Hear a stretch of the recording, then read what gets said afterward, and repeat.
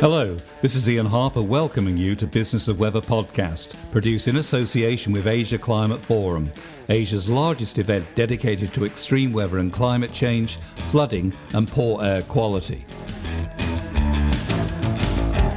In each episode, we'll investigate the increasing impact of extreme weather and climate change on business and society, and look at how weather technology and climate information services can help address the growing challenges. We'll also spotlight the new opportunities for entrepreneurs and business startups seeking to develop the business potential of technology innovations to help those affected by extreme weather.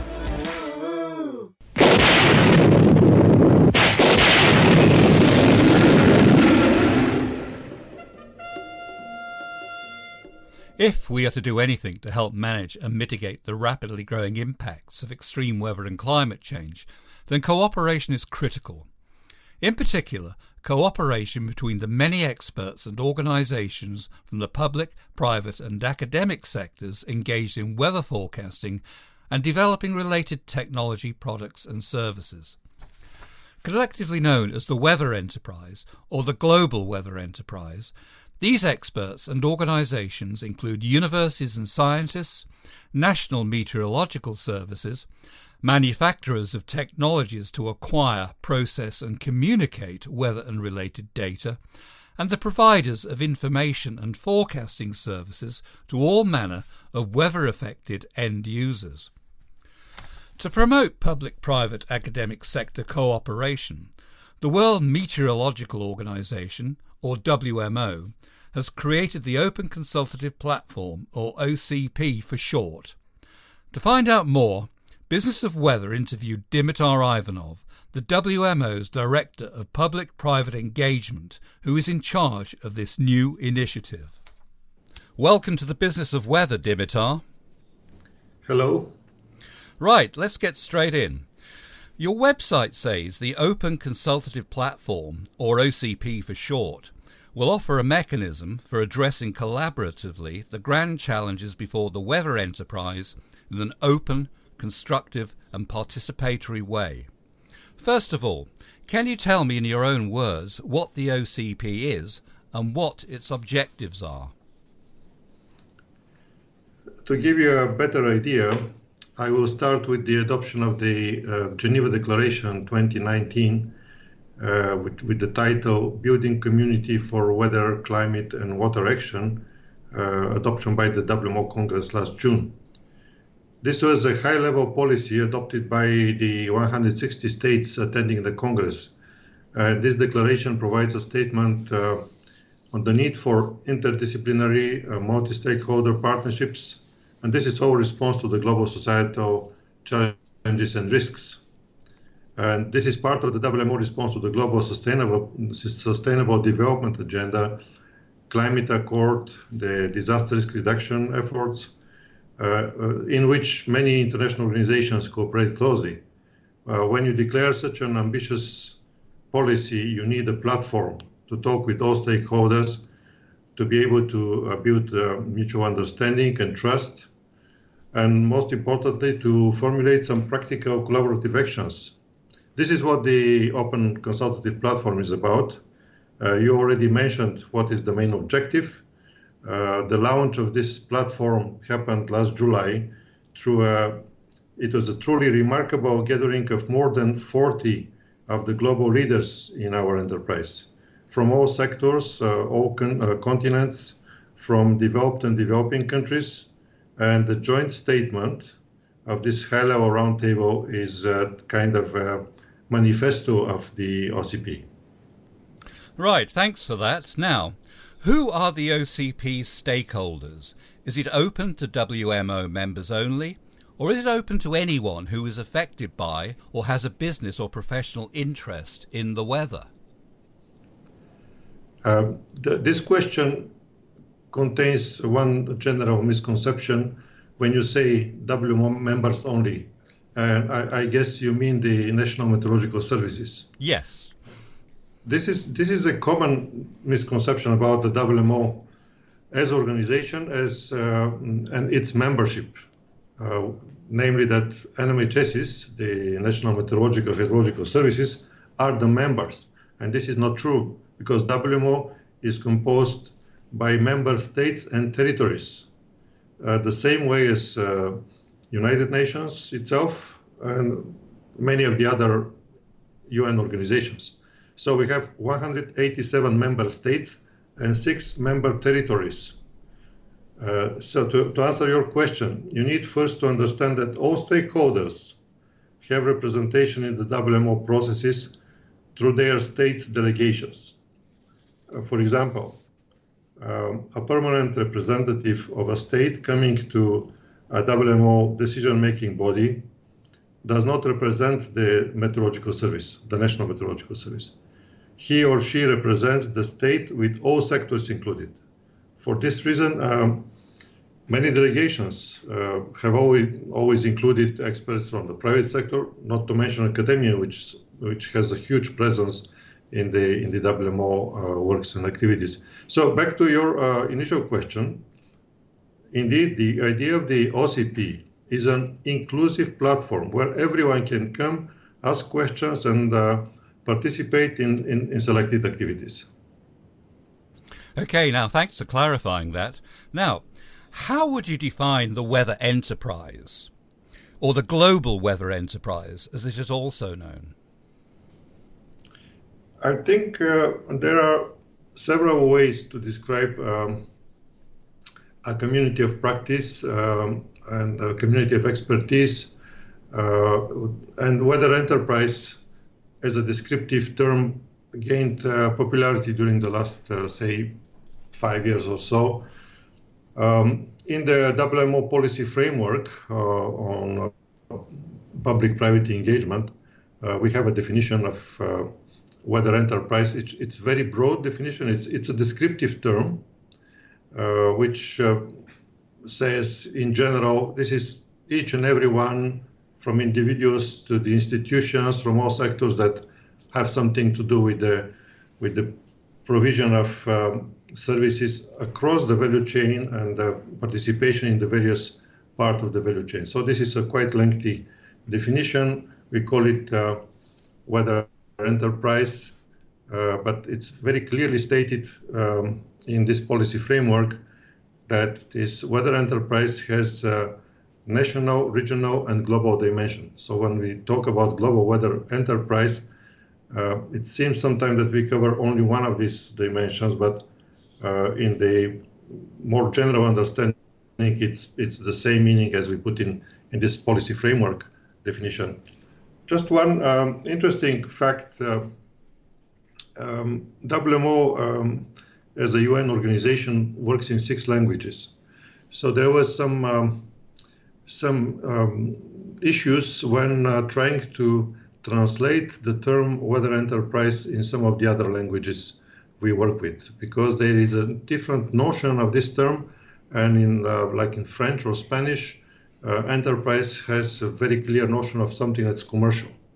So in the Geneva Declaration that I mentioned earlier, which is really talking about the global community, which in other terms covers what we mean on the global weather enterprise, by purpose, we did not use the global weather enterprise term because of this ambiguity when translated in other languages. So I think these are some issues in using this term, but we have it also in our policy documents. It is defined, even though this is quite open definition, and we use it. Now, moving on to what you describe as the grand challenges before the weather enterprise. Can you explain the nature of these challenges, and also to what extent the challenges are about the relationships between the WMO on the one hand and, on the other hand, the public, private and academic sectors which make up the global weather enterprise? Yes, the challenges which we call grand challenges are not isolated from the global societal challenges and risks. That's why when we define our strategy as organization, and in particular for the OCP and for the weather enterprise, we look at the World Economic Forum global risk map. And it's very interesting to see that consistently over the last 3-4 years or more, the risks related to extreme weather, climate change adaptation, water scarcity are at the very top of the global risk map. So this puts enormous responsibility on the WMO as a UN agency on weather, water, and climate, and to the whole community to provide an adequate response to those challenges. These are these grand challenges. So we have, as WMO, more than 30 programs addressing all aspects of meteorology, operational hydrology, climatology, environment, if you wish, also space weather, and all related technological and standardization issues. So there are numerous challenges, but these grand challenges are really selected from their strategic meaning and their strategic importance for the whole community. And they are formulated now in the OCP manifesto, as I said earlier.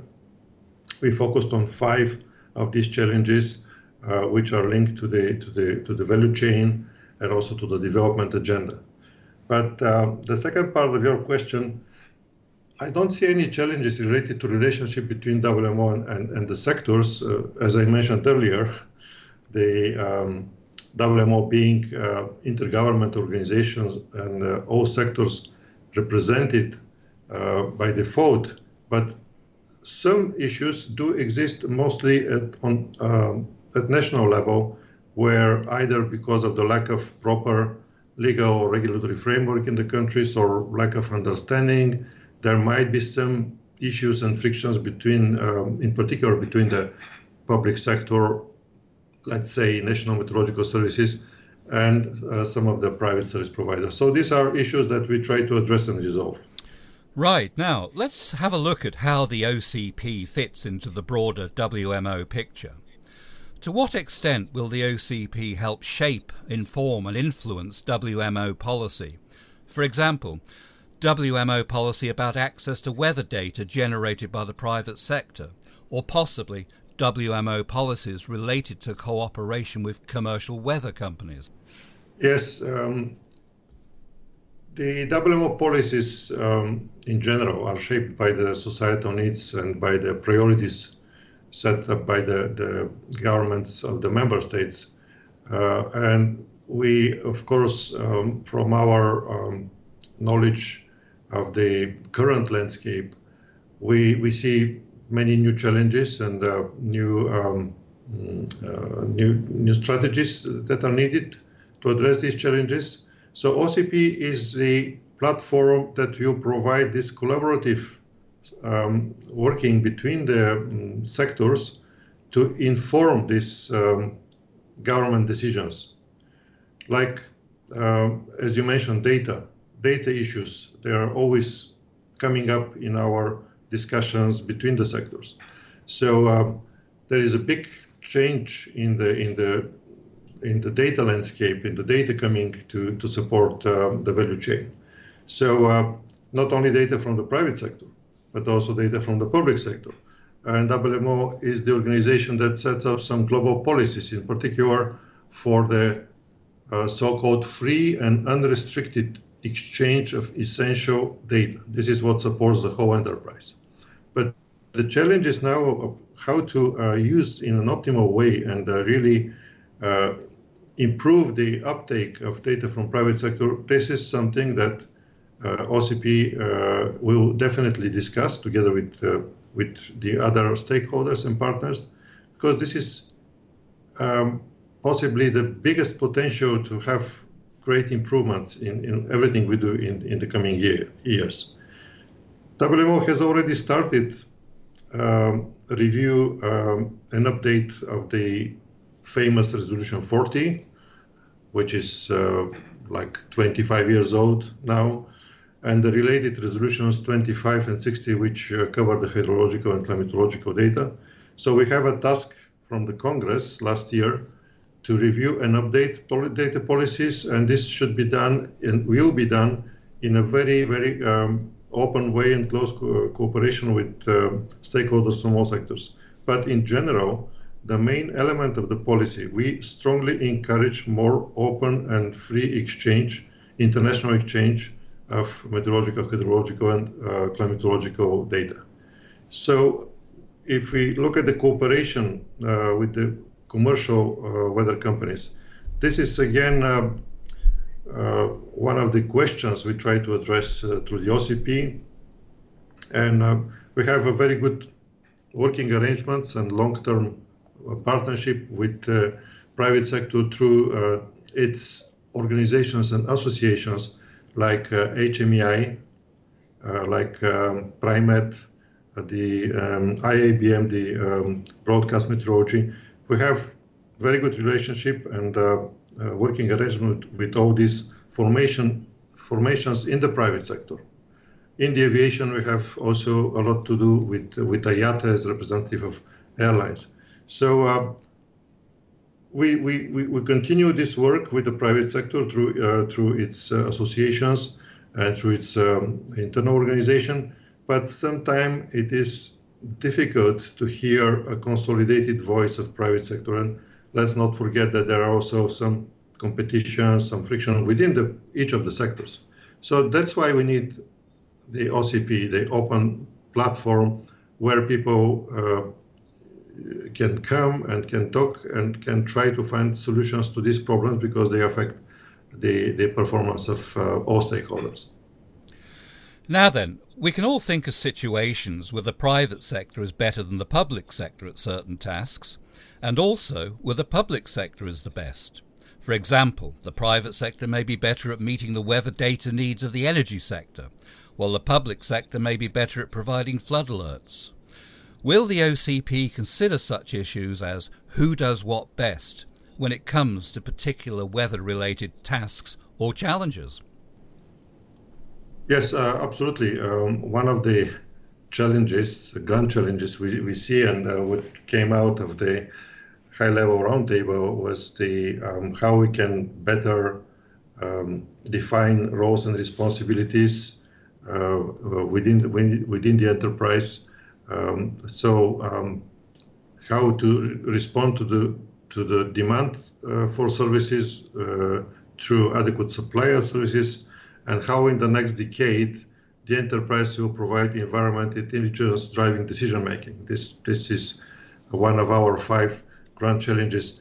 I absolutely agree with you. Private sector, both sectors, they have their roles and their areas of certain advantages, and there is no prescription from WMO how these services and operations are provided at national level.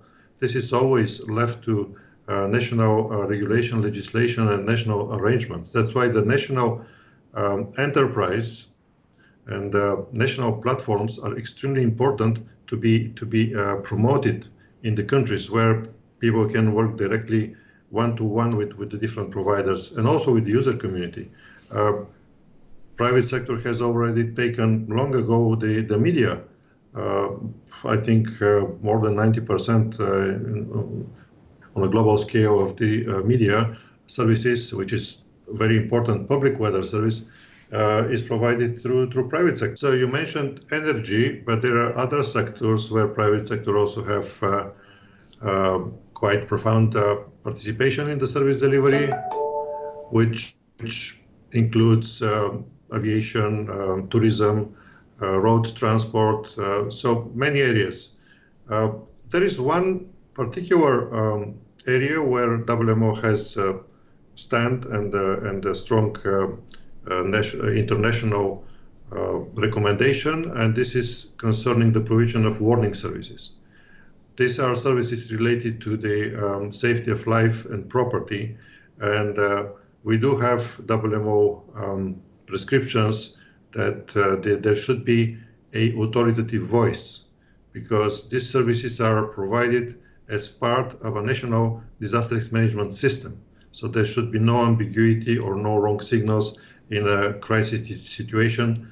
And we do see a major role for the public national meteorological services to continue to be the provision of warning services. And of course, the basic infrastructure, which is kind of a natural monopoly funded by the public sector, will most likely stay in the responsibilities and portfolio of the public services. Okay, thank you. Now, my understanding is that the weather enterprise has to grow significantly if it is to build the capacity needed to help mitigate the increasing impacts of extreme weather and climate change. What role does the OCP envisage playing when it comes to encouraging the growth, development and capacity of the weather enterprise? The expectations of growth for the whole enterprise, I believe this should be addressed in a more specific way. There is a general growth of demand. We know that for data and services, but there will be various processes in the enterprise to meet these demands. And there are also the huge demands stemming from the global agenda, the global challenges I mentioned earlier. There is also a need to understand better and even describe better the weather market. So the whole market for meteorological, climatological, hydrological services, related information services. And there are specific sectors where the demands are already growing, like, for example, insurance sector, energy sector. And there are cross-cutting areas where we also work as WMO. For example, health services, where we cooperate with the World Health Organization to define the innovative health services. This is a multidisciplinary task. We work also with FAO concerning the agrometeorological services. So the demand is clear, but how this will be addressed, definitely there is a need for growth, but we need to be more specific in which areas, what type of growth is expected, and how the sectors will fit into this picture. We need to when we talk about the growth of the enterprise, we need to engage economists, people from the area of economy of markets, and to have much more analytical work to understand the whole dynamics. And this is another area where OCP will work. This is also mentioned in the Geneva Declaration, that we have to work with the economics community to understand better the whole issues related to growth and market. Right, now, just moving on, aside from those reasons we've already considered, are there any other reasons why the OCP was set up? For example, to respond to any perceived problems with the weather enterprise, which the WMO feels need to be addressed. I'm thinking here of issues such as those about access to weather data, or possibly the provision of public forecasting and warning services by commercial companies. I think if you look back in the last 5 years at least, we have our 4-year cycle of congresses in WMO. The OCP comes as a part of logical sequence of actions. This could be traced back to the Congress that we had in 2015, where the task came to work on providing guidance to member states on what happens in the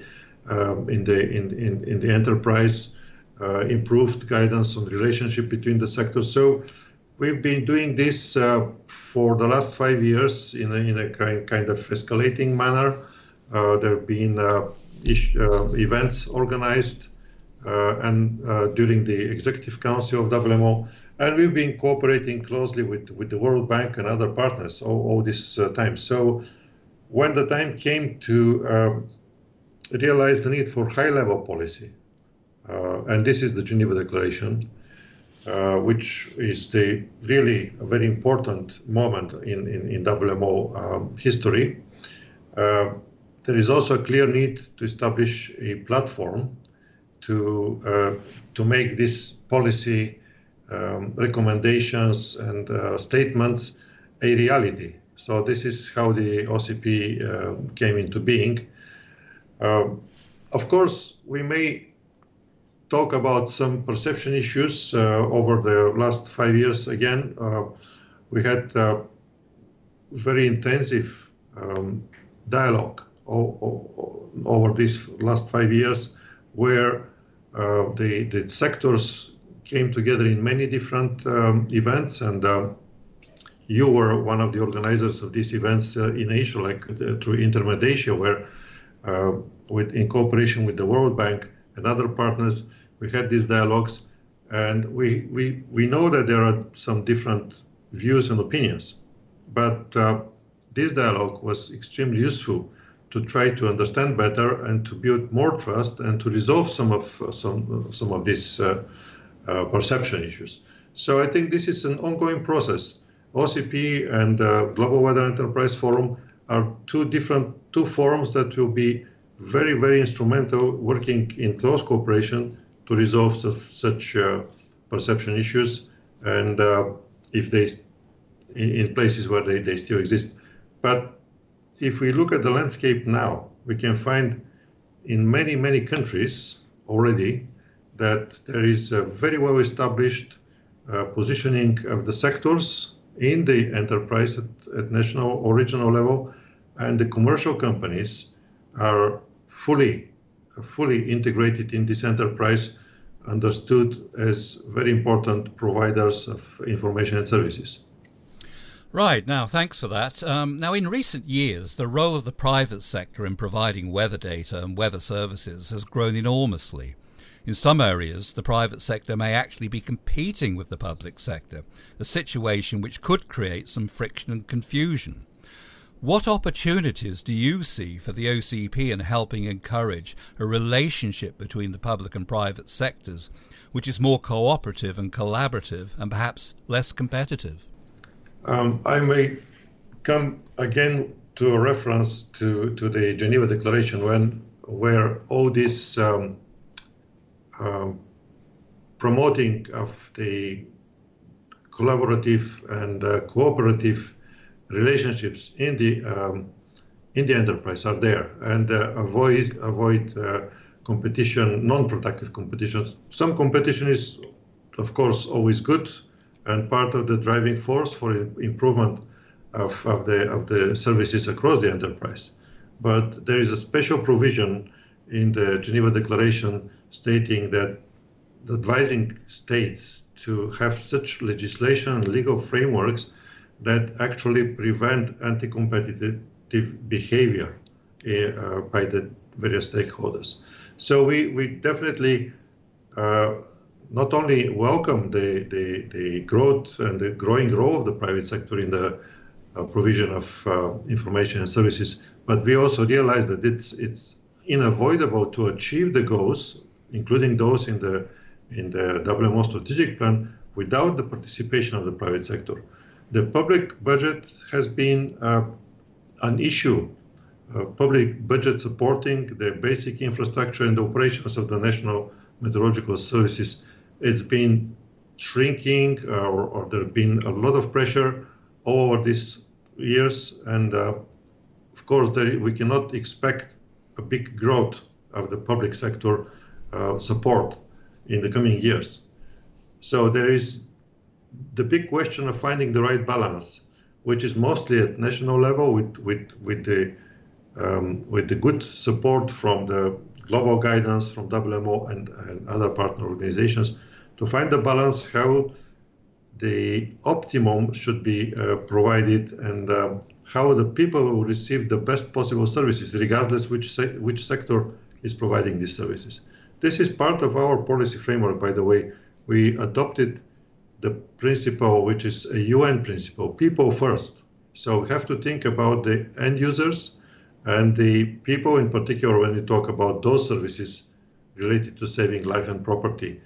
People first means we have to find the best possible service regardless of which sector is providing it, and it should be done at national level through appropriate legal and regulatory framework. Now, generally speaking, few countries have legislation in place which defines the responsibilities of their national meteorological services or the role of the private sector weather service providers. As such, is there a good opportunity here for the OCP to work with national weather services and the private sector weather service providers to help to clearly define and clarify their roles and responsibilities? Absolutely. This is one of these challenges that were already identified by the OCP, how to provide the necessary legal frameworks that will make the weather enterprise realize its full potential. In fact, many countries already have some sort of legislation that defines at least the designation of a national agency, its role, its portfolio of services, and the funding by the public budget, which provides the basics for the whole enterprise activities. But we have one difficulty in many countries when talking about the legal frameworks. There is this not very clear definition at national level of who is the regulator. Apart from the aviation, where for the aeronautical meteorological services, there is a requirement both from WMO and from the International Civil Aviation Organization, ICAO, that each country has to designate meteorological authority. And in fact, this has been done in all countries. So we know that this authority is the responsible entity for the provision of this particular type of services in the country. But for other services, this is not the case, and we have great variety of national legal frameworks and arrangements for the provision of meteorological services. So the one task that we've started already is to have a very good analytical exercise on the existing legal arrangements and to identify the good national practices to be promoted, to also assist member states with who are lacking such legal arrangements. And this is one area, by the way, where we've been working in good cooperation with the World Bank for their development assistance projects in the least developed countries. There are some very good examples of legal frameworks. I would mention, for instance, Japan, where the roles are very well defined. There is a good description of the individual roles, responsibilities of the sectors, and there is also a system of licensing for provision of services, which also ensures quality. And finally, there is a very good national platform where the business and the public sector come together and discuss all the issues that they consider need to be resolved. So such practices need to be promoted in all countries. Now, my final question. The World Bank, which has a key role in promoting the application of weather data, has helped set up the Global Weather Enterprise Forum. This claims to bring together public, private and academic organisations with the aim of providing weather information services to save lives, protect infrastructure and enhance economic output. Looking ahead, how do you see the relationship developing between the OCP and the WMO and the Global Weather Enterprise Forum? Don't you all share a lot of common ground? Yeah, indeed. And WMO and the World Bank have a long-lasting partnership. This was also demonstrated in the work done through the Global Weather Enterprise Forum. We continue coordinating plans and activities between the WMO, OCP and the GWE Forum and try to optimize the respective plans. We need to leverage our resources. They're limited on both sides. So it's important in this regard for each organization to act in accordance with its mandate and responsibilities, because we are accountable to our members and stakeholders.